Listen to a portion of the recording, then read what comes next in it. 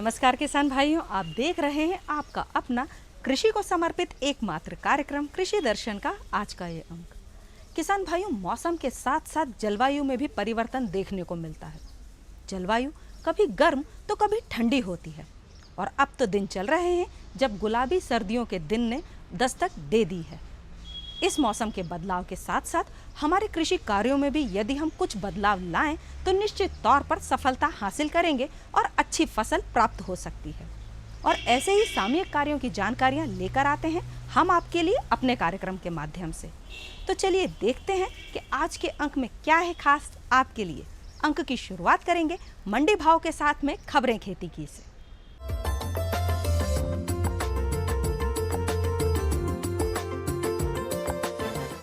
नमस्कार किसान भाइयों, खबरें खेती में आपका स्वागत है। आइए नजर डालते हैं आज की खास खबरों पर।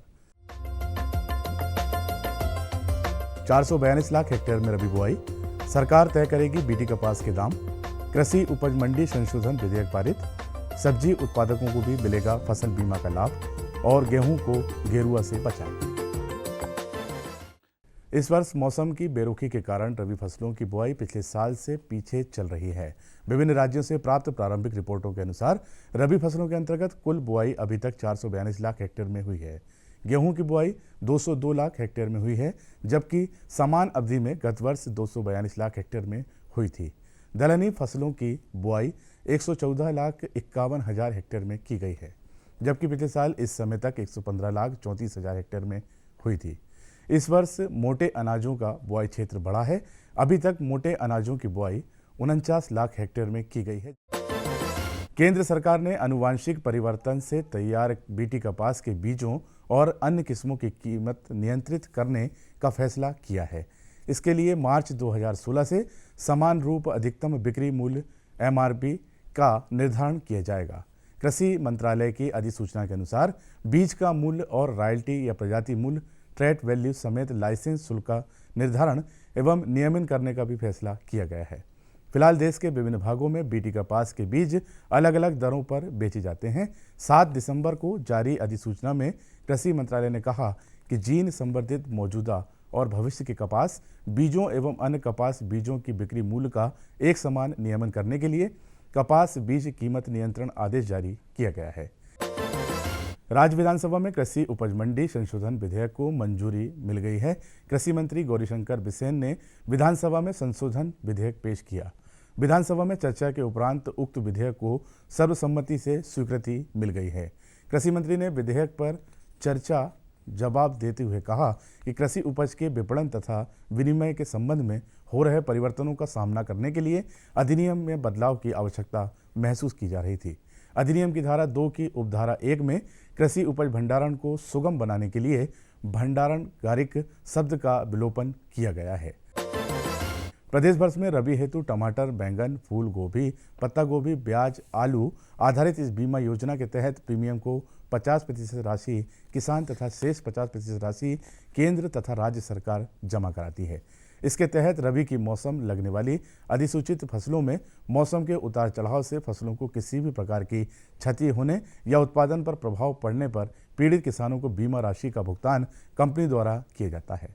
मौसम आधारित बीमा होने के कारण किसानों को कम व अधिक वर्षा होने पर ताप में उतार चढ़ाव पर भी बीमा की राशि का भुगतान निर्धारित अंश अनुसार होने से विशेष लाभ होता है।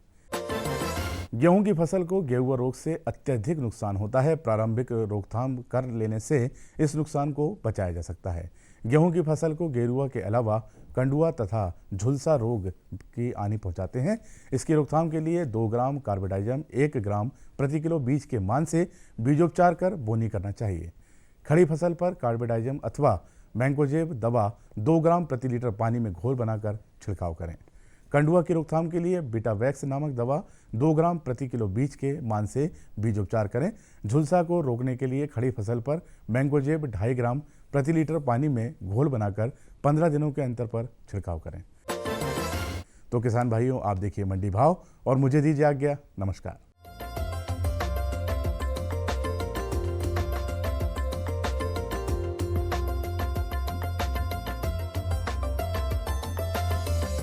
सबसे पहले हम बात करेंगे भिंडी के मंडी भाव की।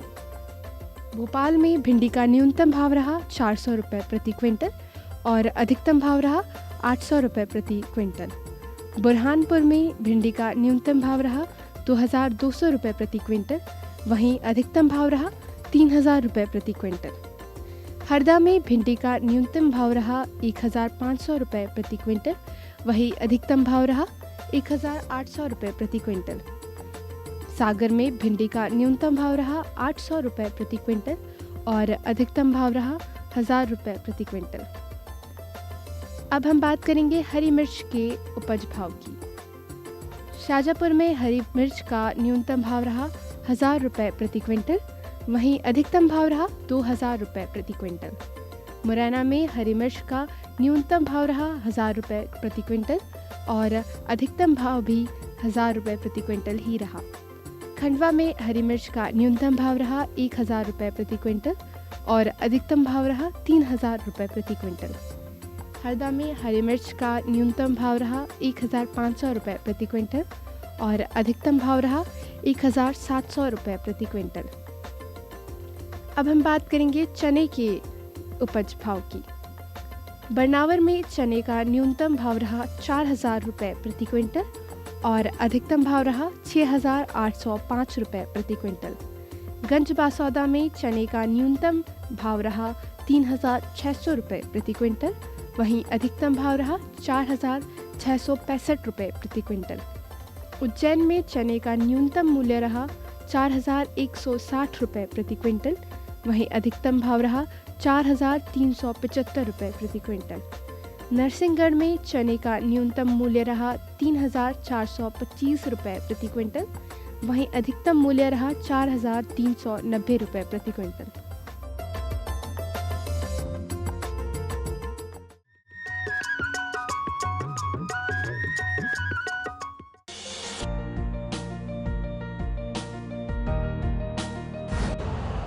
यूरिया का स्वदेशी उत्पादन 70 लाख टन बढ़ाने के लिए 6 उर्वरक संयंत्रों का उद्धार किया जा रहा है।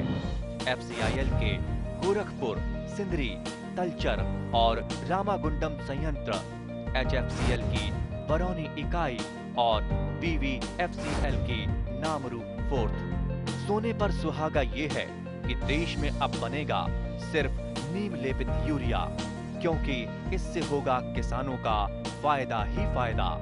अनाज का उत्पादन 10% तक बढ़ेगा। बढ़ेगी 10 से 15% नाइट्रोजन क्षमता। अरे सुन तो। मुझे क्या सुनाना चाहते हो? जो सुनाओ मेरी सौतन को। किसको? अरे वही तुम्हारा मोबाइल फोन जिससे सुबह शाम दिन रात चिपके रहते थे और कहते थे किसान कॉल सेंटर से बातें हो रही हैं। अच्छा ये बात है। हाँ क्यों, क्या हुआ? अब बात नहीं होती क्या? अब तो झट से बात हो जाती है। ऐसा क्या? हाँ, अब तो ज्यादा लाइनें और खास तकनीक के कारण खेती के माहिरों से तुरंत बात हो जाती है। और अगर कभी लाइन व्यस्त हो तो अपनी समस्या फोन पर रिकॉर्ड करा दो, वहाँ से फोन आ जाता है और समस्या की हल का मैसेज भी आ जाता है। ये देखो आ गया। अरे वाह, इसका मतलब इंतजार की घड़ी अब खत्म। हाँ, तभी मैं सोचूं कि आजकल मुझ पर इतना प्यार क्यों आ रहा है। कृषि संबंधी समस्याओं का अपनी भाषा में तुरंत हल पाने के लिए पूरे भारत में किसी भी फोन से हेल्पलाइन नंबर पर संपर्क करें। किसानों का दोस्त किसान कॉल सेंटर। ये बदलाव क्या है भैया? ये बड़े काम की चीज है। इंसान की सोच में अगर बदलाव आ जाए तो सब कुछ मुमकिन है, सब कुछ संभव है। अब ये बदलाव फिर आ रहा है। हर सूरत की मुस्कान में वो आपको दिखाई देगा। तो चलिए एक नई शुरुआत करते हैं, कुछ बदलाव करते हैं।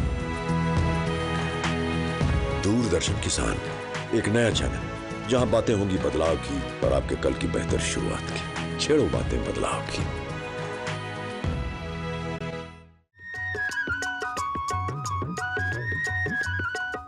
किसान भाइयों, प्राकृतिक आपदाओं के कारण हमारी फसलें कई बार खराब हो जाती हैं, जिससे कि हमें एक बहुत बड़ा नुकसान भी झेलना पड़ता है। इस नुकसान से बचने के लिए सरकार द्वारा कृषि बीमा योजना चलाई जाती है। यदि समय रहते हम अपनी फसल का बीमा करवा लेंगे तो नुकसान होने पर सरकार द्वारा चलाई जा रही इस योजना का लाभ भी उठा सकते हैं। कृषि बीमा योजना क्या है और इसके क्या क्या लाभ हैं, आइए देखते हैं एक नाट्य रूपांतरण के माध्यम से।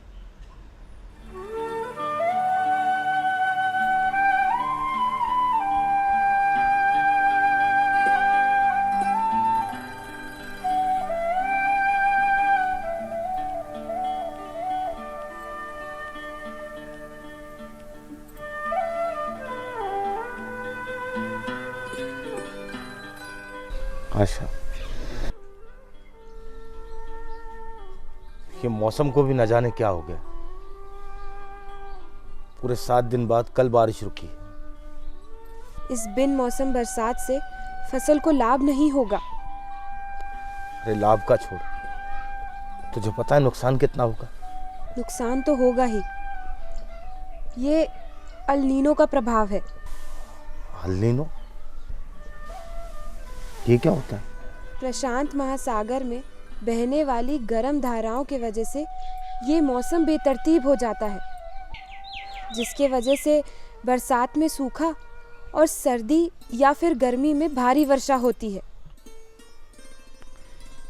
आशा, अगर ये अल नीनो अगर फिर से आया ना, तो समझ लिए पूरे गांव की फसल लील जाएगा। अब तो बस इंद्र भगवान से यही प्रार्थना है कि इस अल नीनो के प्रभाव को जल्दी कम कर दे। हे ईश्वर, कृपा करना।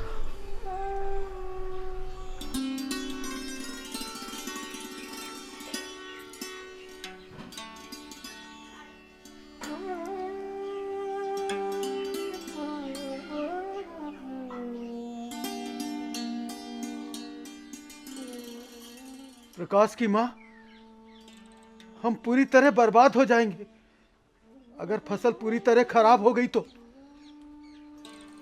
सच कह रहे हो प्रकाश के बापू। इसीलिए तो मैंने तुमसे कहा था कि सुबह प्रकाश के साथ चले जाना। इतना नुकसान देखकर कहीं उसे सदमा न लग गया। मुझसे कहा था? कब? अरे जब तुम दातुन कर रहे थे तब कहा था। क्या कहा था? ये कि सुबह प्रकाश के साथ चले जाना। ये बात तुम जोर से नहीं बोल सकती थी? क्यों? अरे मैं समझ रहा था कि तुम खटास के लिए दही लाने की बात कर रही हो, तभी मैंने सोचा दही तो घर पर है। अरे तुम्हारे कान है ना, ऐन वक्त पर ये झूल क्यों जाते हैं? क्या धूल खाते हैं? अरे हाँ दद्दा, सबको दरबदर की धूल ही खानी पड़ेगी। वैसे यहाँ कौन धूल खा रहा था? अरे तेरे दद्दा के कान। अरे जब इससे सुनना ही नहीं है तो इसे क्या धूल खिलाते हो? अरे ढोंक के रखो करो ना। अरे सही कह रही हो अम्मा, अब दद्दा के कानों को क्या, हम सबको बैठकर धूली खानी पड़ेगी। क्यों बेटा, क्या हो गया? अम्मा, इतना नुकसान देखकर आ रहा हूँ फसल का कि बेहोश होते होते रह गया मैं। क्या कहा? खरगोश खोते खोते रहा? तूने खेत पर खरगोश पाल रखे हैं, ये बात आज तक पता नहीं चली। अरे खरगोश नहीं दद्दा, बेहोश होते होते बचा। फसल का इतना नुकसान देखकर सब बर्बाद। क्या कहा? फसल बर्बाद हो गई? मैं बर्बाद हो गया? अरे अरे अरे अरे अरे अरे अरे दद्दा, अरे पानी ला, पानी ला। दद्दा ठीक हो? क्या हो गया था? क्या सोच रहे थे हैं? कि बेहोश हो गए तुम? क्या सोच रहे थे? अच्छा, मैं बेहोश हो गया था? मैं तो खेत पर था। फसल देखकर, फसल तो बहुत बढ़िया है। दद्दा, आप बेहोश हो गए थे, याद आया कुछ? अम्मा, मुझे लगता है कानों ने तो जवाब दे दिया था। अब मति भ्रम भी हो गई है इनको। दद्दा, आप बेहोश हो गए थे, याद आया? अच्छा, मैंने सोचा पर खेत में हूँ और चीलों की तरह उड़ रहा हूँ। अब तो ठीक हो ना? हैं? कि डॉक्टर के पास चले? ठीक हो ना? हाँ ठीक हूँ मैं। उस डॉक्टर के पास? नहीं नहीं नहीं, उस झोला छाप राम प्रसाद डॉक्टर के पास। बिच्छू का मंत्र जाने नहीं, और सांप की बॉम्बी में हाथ डाले। दद्दा उसकी जगह है कौन सा दूसरा डॉक्टर? बैठो। आराम से। अरे दद्दा वो सरपंच ने पत्र भी तो लिखा था। लिखा ही था। जब कलेक्टर साहब ने पूछा तो बोल दिया कि छोटा गांव है, बड़े डॉक्टर की क्या जरूरत है, छोटा मोटा डॉक्टर पहुंचा देना। अब कलेक्टर साहब छोटा डॉक्टर कहाँ से लेके आते? उन्होंने भी पत्र शासन को भेज दिया और बोला कि जब हमारे यहाँ पे छोटे डॉक्टर की भर्ती होगी तब भिजवा देंगे। ये बात बिल्कुल सही है, हमने भी सुनी है सरपंच की ये बात। हाँ, ये सरपंच की चाल ही है। डॉक्टर राम प्रसाद इस बात को समझ गए थे तो उन्होंने सरपंच को रिश्वत देकर साध लिया। हाँ, अरे अपना सरपंच है ही काइया। पिछली बार सूखा राखत के समय यही किया था उसने। जिसने खुश कर दिया उसका नुकसान ज्यादा भरवा दिया। अरे मैं तो भूल ही गया था, पटवारी साहब का फोन आया था। बोल रहे थे कल नायब तहसीलदार साहब फसल का नुकसान देखने के लिए आ रहे हैं और तुमको जरूरी मिलना है, वो बोल के गए हैं। अच्छा। हाँ ठीक है दद्दा, तो नहीं कल मैं आ जाऊंगा। वैसे भी मुझे कोई काम तो है नहीं। तुमको क्या फसल इतनी खराब हो गई है कि अब गांव में किसी के पास कोई भी काम नहीं है। हाँ, मुझे भी रमा से कहकर कोई नौकरी करनी पड़ेगी, पर मैं तेरा सोच रहा हूँ 3 कौड़ी। तू क्या करेगा? मेरे को भी कहीं ना कहीं चपरासी की नौकरी मिल जाएगी। बहुत बुरा समय आने वाला है 3 कौड़ी, बहुत बुरा। हे भगवान।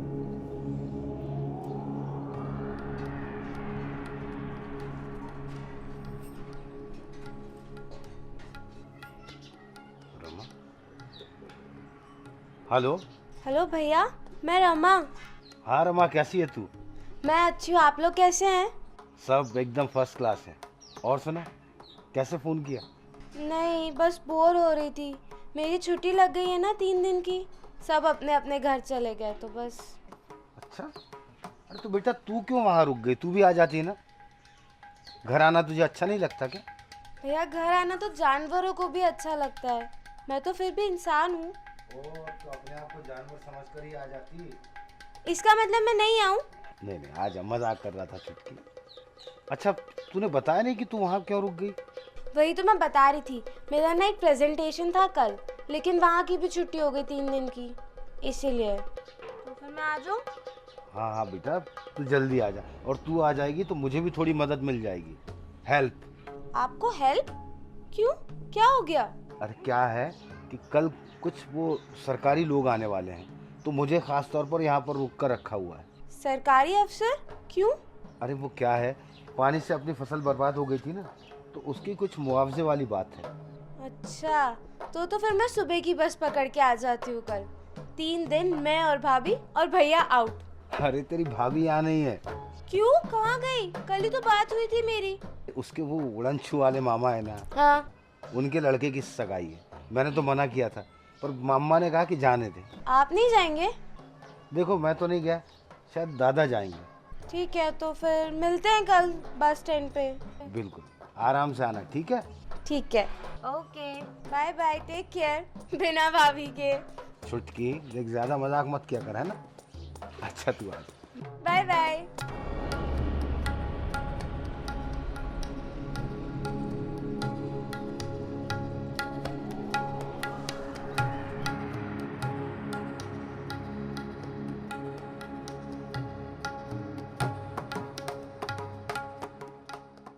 अरे 3 कौड़ी भैया? 3 कौड़ी नहीं, सेठ घनश्याम दास का। जी घनसी भैया। जी घनसी भैया नहीं, सेठ घनश्याम दास कहो। यहाँ मैं सेठ घनश्याम दास के नाम से ही जाना जाता हूँ। कहो सेठ घनश्याम दास। जी सेठ जी। गुड। अब बताओ तुम्हें किस तरह काम की ज़रूरत है? साहब मुझे कोई भी काम चाहिए साहब। साहब मुझे कोई भी काम दे दो साहब। अब मैं जो बोलूँगा वो काम करोगे? साहब सेठ जी आप जो कहेंगे वो सब मैं करूँगा। ठीक है, तो ये घरों के पास जो नालियाँ है ना, वो साफ करना है तुमको। करूँगा साहब, अब जो कहोगे वो करूँगा। पैसे कितने मिलेंगे साहब? मैं तुमको 50 रुपये दूंगा। साहब 50 में या तो गेहूँ आएगा या दाल आएगी, 50 और दे देना साहब।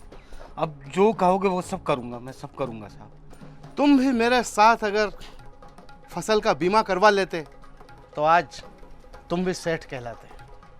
साहब मैंने ज़रा से पैसों के लालच के चक्कर में फसल का बीमा नहीं करवाया, नहीं तो मुझे भी बीमा की राशि मिल जाती और मैं भी आप जैसा सेठ होता।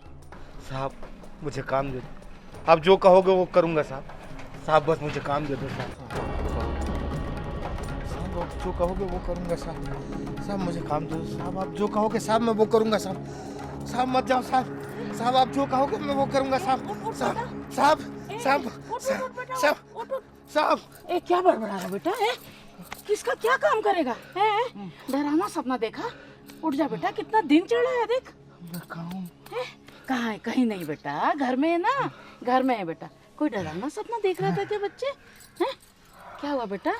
हाँ बहुत ही डरावना सपना देखा। इसीलिए कहती हूँ बेटा, रात में पानी पीकर सोया कर, पेट की गैस निकल जाती है ना।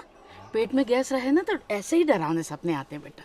हाँ माँ, वो बात करते करते सो गया था कल। किससे? आशा से? शर्मा मत बेटा, शर्मा। उठ तो जा अब, है ना। अरे याद नहीं है? अरे रमा को लेने जाना था ना। अरे बाप रे माँ, बस रे। माँ अगर आज नहीं गया ना तो वो मुझे कच्चा खा जाएगी। कच्चा क्या, मैं तो तुम्हें पका के भी ना खाऊं। जब आ नहीं सकते तो इतने बड़े बड़े वादे क्यों करते हो? Sorry sorry sorry sorry sorry मेरी बहन, सॉरी। वो क्या है कि मैं लेट गया था और आंख लग गई, और अम्मा ने भी ना मुझे अभी जगाया, पता है। अम्मा के बहाने मत बना। आशा के सपने देख रहा था और दोष मुझ पर मर रहा है। बहुत गलत बात है भैया, बहुत गलत बात है। सुन, रहने दे, ये तो है ही ऐसा। तू जल्दी से फ्रेश हो जा। अरे वाह अम्मा, अंग्रेजी भाभी का सर है। उसी का कमाल है, सिखाती रहती है ना मुझे अंग्रेजी। पढ़ी लिखी बहू का असर। अम्मा भी देसी से अंग्रेजी पर आ गई है। कौन उतर आया देसी से अंग्रेजी पर? अम्मा, और कौन? पानी तो ठीक से पी नहीं सकती है, देसी से अंग्रेजी कब शुरू कर दी? बहन तू चुप हो जा, ये तो एक बार दद्दा शुरू हो गया ना तो दिन भर बोलते रहेंगे, समझी? ओके दादा, मैं मजाक कर रही थी। अच्छा तब ठीक। नमस्कार, मैं अभी खेतों के हालात देख करके आ रहा हूँ। बहुत, या यूं कहें कि सब कुछ ही खत्म हो गया है। बिल्कुल ठीक कहा है आपने, लेकिन पटवारी साहब और नायब तहसीलदार साहब भी आने वाले थे आपके साथ में ये फसल का नुकसान देखने के लिए। हाँ वो तो आएंगे ही, और कुछ न कुछ सरकारी सहायता भी जरूर मिलेगी। कितनी सहायता मिलेगी साहब? अब देखिए भाई, ये तो नियम और बजट के अनुसार ही मिलेगी। साहब जब अफसर लोग आने नहीं वाले थे तो फिर आपने मुझे क्यों रोका है? तुमको नायब तहसीलदार साहब ने नहीं रोका, तुमको तो मैंने रोका है। आपने? पर साहब मैंने तो सारी किस्तें जमा कर दी हैं। हाँ भाई हाँ, तुम्हारे ऊपर बैंक का कोई ओवरड्यू नहीं है, इसीलिए तो तुम्हारा क्लेम का सेटलमेंट करने के लिए हेडक्वार्टर से अर्जेंट ऑर्डर आया है। क्लेम? कैसा क्लेम? फसल बीमा का क्लेम। फसल बीमा का क्लेम? ये क्या होता है साहब? भैया, आपने जो कृषि ऋण लिया था ना, हाँ तो बैंक ने आपकी फसल का बीमा कर दिया है। चूंकि आपकी फसल अब खराब हो चुकी है तो हर्जाने स्वरूप बीमा की पूरी रकम आपको मिल जाएगी। क्या फसल का भी बीमा होता है? हाँ हाँ, फसल का भी बीमा होता है, और वो भी कम से कम 2% के प्रीमियम पर। और यदि प्रीमियम 2% से ज्यादा होता है तो सरकार सहायता देती है। पर साहब, मैंने तो प्रीमियम भरा ही नहीं। अरे भाई, आपने कृषि ऋण लिया था ना, है? तो कृषि ऋण में से आपके प्रीमियम की राशि काट ली गई थी। अब जो लोग कृषि ऋण नहीं लेते हैं उनको खुद ही बैंक जाकर के प्रीमियम की राशि जमा करनी पड़ती है। इसका मतलब है कि सभी किसान बीमा करवा सकते हैं, चाहे ऋण लिया हो या ना लिया हो। जी बिल्कुल, और सभी किसानों को प्रीमियम पर छूट भी बराबर मिलती है, किंतु कम से कम निर्धारित दर तो किसान को ही देनी होती है। ये तो ठीक है बैंक साहब, लेकिन एक ही फसल की भरपाई होती है या जो हमने बीज बोया है उसका भी हर्जाना मिलेगा? सभी फसल का बीमा होता है और सभी फसल का हर्जाना भी मिलता है। तो फिर सब्जी की फसल का भी पैसा मिलेगा साहब? हाँ बिल्कुल, सब्जी की फसल का बीमा मिलेगा, गेहूं का मिलेगा, दाल का मिलेगा।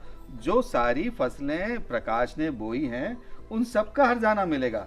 ये सब अधिसूचित फसलें हैं, इसीलिए तो अकेले व्यक्ति को भी हर्जाना मिलेगा। प्रकाश को कितना हर्जाना मिल जाएगा? यही कोई 2.5 लाख रुपए। क्या? 2.5 लाख? बाप रे, इतना हर्जाना मिलता है साहब? और नहीं तो क्या, रमा ने ज्यादा प्रीमियम देकर के वाणिज्यिक दरों पर प्रकाश की फसल का बीमा करवाया था, इसलिए 150% हर्जाना मिलेगा। सरकार इसीलिए तो इतना जोर देती है फसल बीमा करवाने के ऊपर, ताकि किसानों को किसी का मोहताज ना होना पड़े। और अगर किसी वजह से, मान लीजिए मौसम की खराबी की वजह से भी अगर फसल नहीं बोई गई है तो भी 25% नुकसान की भरपाई तो होती ही है। रमा बहन, हमको पहले बता देती तो हम भी बीमा करवा लेते। 3 कौड़ी भैया, आप भैया के साथ चलने का सिर्फ वादा करते हैं, चलते एक कदम भी नहीं। अब ऐसा नहीं करूँगा, अब मैं प्रकाश के पहले बीमा करवा लूँगा। पर 3 कौड़ी भैया, अब देखो, मुझे तो नहीं जाना पड़ेगा शहर नौकरी करने के लिए, पर तुम क्या करोगे? मुझे भी कहीं ना कहीं चौकीदारी की नौकरी करना ही पड़ेगी। वो बीमा नहीं करवाया था ना, उसकी गलती तो भुगतना पड़ेगी।